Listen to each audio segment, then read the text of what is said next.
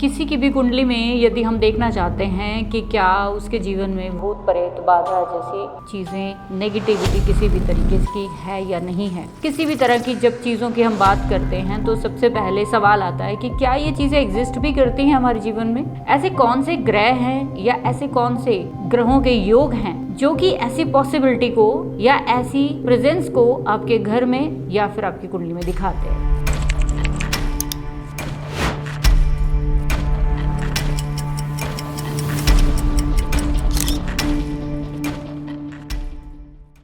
तो नमस्कार, मैं हूं एस्ट्रो रजनी। आज हम बात करेंगे भूत प्रेत, जिसके बहुत सारे आपने वीडियो सोशल मीडिया पे देखे होंगे। तो सबसे पहले आपको जानकारी दूंगी कि किसी की भी कुंडली का विश्लेषण जब आप करते हो या आप अपनी ही कुंडली देखना चाहते हो कि क्या ऐसी चीजें आपके साथ हैं, तो आपको सबसे पहले जांचना चाहिए चंद्रमा की स्थिति को। चंद्रमा को क्यों? क्योंकि चंद्रमा मन का कारक है। ऐसा कहा जाता है शास्त्रों में कि मन जीते जग जीत। चंद्रमा आपकी कुंडली में अगर किसी भी तरह से पीड़ित है तो ऐसे व्यक्ति बहुत जल्दी लोगों के गलत बहकावे में या प्रभाव में आ जाते हैं। तो यदि आपकी कुंडली में चंद्रमा जो है राहु के साथ है, शनि के साथ है या केतु के साथ है, तो ऐसे व्यक्तियों को भ्रमित करना, ऐसे लोगों को बेवकूफ बनाना बहुत आसान है। मैं हमेशा अपने स्टूडेंट्स को बोलती हूँ कि जब आपके सामने कोई इंसान आता है कंसल्टेशन लेने के लिए, तो आप उस समय सबसे पहले चंद्रमा का नक्षत्र लॉर्ड उठाइए। आप देखेंगे चंद्रमा का नक्षत्र लॉर्ड अगर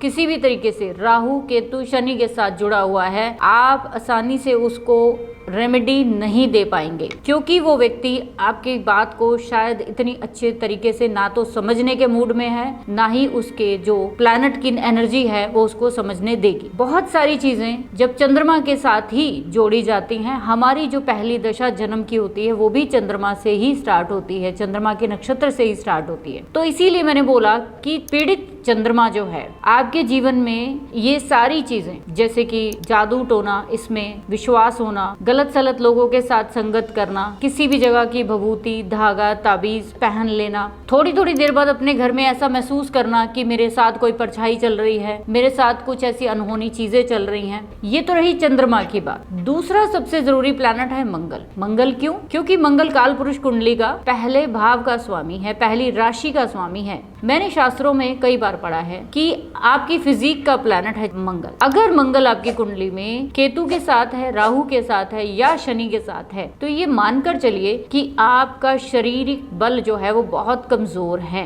आप किसी ना किसी ऐसी शारीरिक बीमारी या किसी ना किसी बाधा के साथ हमेशा रहेंगे। ऐसा क्यों? कहा जाता है कि बाधा या जादू टोना उन्हीं लोगों पे काम करता है जिनका शारीरिक बल कम हो, दूसरा निस्तेज हो, ऊर्जाहीन हो।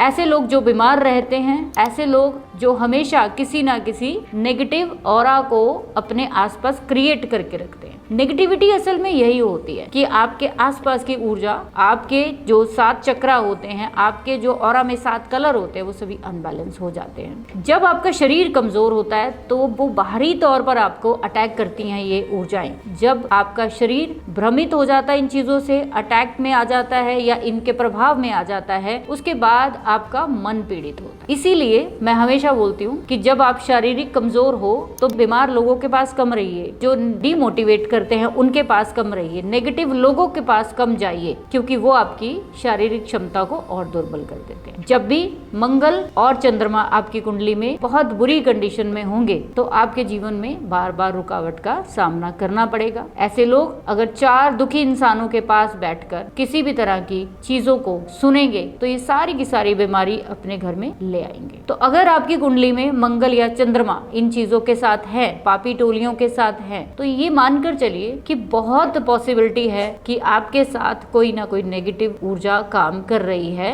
जो आपको शारीरिक और मानसिक तौर पर कमजोर कर रही है। जैसे मंगल केतु, मंगल राहु, शनि चंद्रमा और शनि मंगल, अगर ये प्लैनेट आपके चौथे घर के साथ कनेक्ट हो रहे हैं, तो ये मानकर चलिए आपके घर में कोई ऐसी चीजें काम कर रही हैं। तो अब तो ये बात हो गई कि किसको क्या चीजें महसूस होती हैं या किस तरीके से ये चीजें आप पे काम करती हैं। जिन लोगों को भी ये महसूस होता है कि मेरे ऊपर कुछ जादू टोना तंत्र किया गया है, तो ऐसे लोगों को दिन में कम से कम 3 बार स्नान जरूर करना चाहिए। जब भी ये लोग बाहर से आते हैं, घर आते ही नहाना जरूर चाहिए। इसके साथ साथ यदि आप चाहें तो सारी नेगेटिविटी से बचने के लिए आपको अपने घर में मोर पंख से सफाई करनी चाहिए। मोर पंख केतु को रिप्रेजेंट करती है, तो वो आपके घर से सारे तरह की नेगेटिविटी को रिमूव करने की पावर रखती है। जैसे आपने मंदिर में देखा होगा कि पंडित जी जब झाड़ा करते हैं तो वो मोर पंख से करते हैं। तो आपको अपने घर में भी परमानेंट मोर पंख रख के उससे अपने घर की सारी वॉल्स को जरूर साफ करना चाहिए। हल्का सा उसको टच करके पूरे घर की वॉल्स को टच करना चाहिए, ताकि कहीं से भी कोई नेगेटिविटी ऊर्जा है तो वो बाहर निकले। इसी तरीके से उसी मोर पंख से आपको अपनी बॉडी पर भी उससे टच करके उसको पूरी हवा की तरह लेकर 7 टाइम्स आप एंटी क्लॉकवाइज ले सकते हैं। उसको आप एक उतारा करके जैसे हम लोग करते हैं तो उसको जमीन से टच कर दीजिए। इससे आपको देखना कि कितनी ज्यादा पॉजिटिविटी फील होती है। एक और जरूरी चीज जो आप लोगों के साथ मैं बताना चाहूंगी, जो आपको इस भ्रम से बाहर ले आई। यदि आपकी कुंडली में ये योगा है भी जो मैंने बताए हैं, तो ये योगा हमेशा एक्टिव नहीं रहेंगे। ये योगा तब एक्टिव होंगे जब इनकी दशाएं आएंगी। जिनकी भी दशाएं चौथे घर में बैठे शनि, राहु, केतु की चल रही हैं, तो उन लोगों को ध्यान देने की जरूरत है। ये प्लैनेट हमेशा आपके लिए एक्टिवेशन में नहीं रहते हैं। ये कुछ पर्टिकुलर समय के लिए दशाओं के अंदर आएंगे और चले जाएंगे। बस उतने समय आपको ध्यान रखना चाहिए और उस समय आपको सभी चीजों पर काम करना चाहिए। बहुत सारे लोग हैं जो शायद इस चीज को एग्री नहीं करेंगे कि संसार में ऐसी चीजें नहीं होती, लेकिन ये भी एक बहुत बड़ी रियलिटी है कि इसी धरती पर मानव और दानव हमेशा से रहे हैं। अगर आपके शनि राहु, शनि केतु किसी भी तरीके से जो पापी टोली बोली जाती है, इसके ऊपर अगर बृहस्पति की दृष्टि पहले भावों से आ जाए, यदि बृहस्पति खुद ही 7 से 12 में बैठा है तो वो अच्छा नहीं माना जाता। तो फिर आपके साथ ये चीजें नहीं घटित होंगी। आपको बचाने वाला सूर्य है जो आपकी आत्मा का कारक है। आपको बचाने वाला गुरु है जो आपके गाइडेंस का काम करता है। आपको बचाने वाला आपका कॉन्फिडेंस है जो मंगल को रिप्रेजेंट करता है। आपकी विल पावर जितनी स्ट्रांग होगी, आप जितना अपने आप को पॉजिटिव रखेंगे, डीमोटिवेट नहीं होंगे, उतना ज्यादा ये चीजें आप पर हावी नहीं होंगी। और जिनके भी कुंडलियों में ऐसे पापी प्लैनेट्स का चौथे घर के साथ कनेक्शन है, चंद्रमा के साथ कनेक्शन है, सूर्य के साथ कनेक्शन है, मंगल के साथ कनेक्शन है, तो कृपया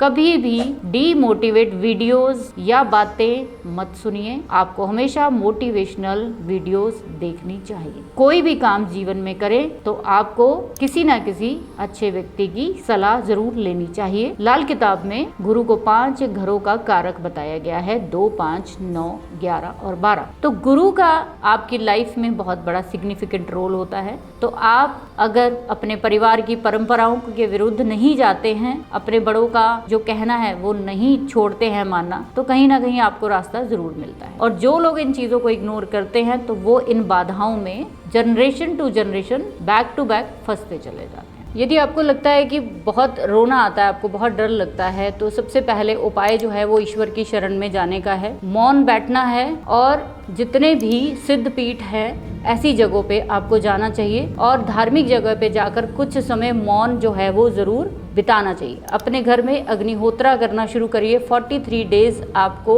जो है अग्निहोत्रा, आप YouTube पे सर्च करेंगे मिल जाएगा आपको, वो करना शुरू करिए। सबसे पावरफुल रेमेडीज आपके लिए अग्निहोत्रा ही है। अग्नि का मतलब है आपके घर में जब आप डेली अग्निदेव को आह्वान करते हो, आपके घर की सभी नेगेटिव चीजों को वो रिमूव कर देते हैं। इसके अलावा आपको कुछ भी ऐसा नहीं करना चाहिए जो लोग कहते हैं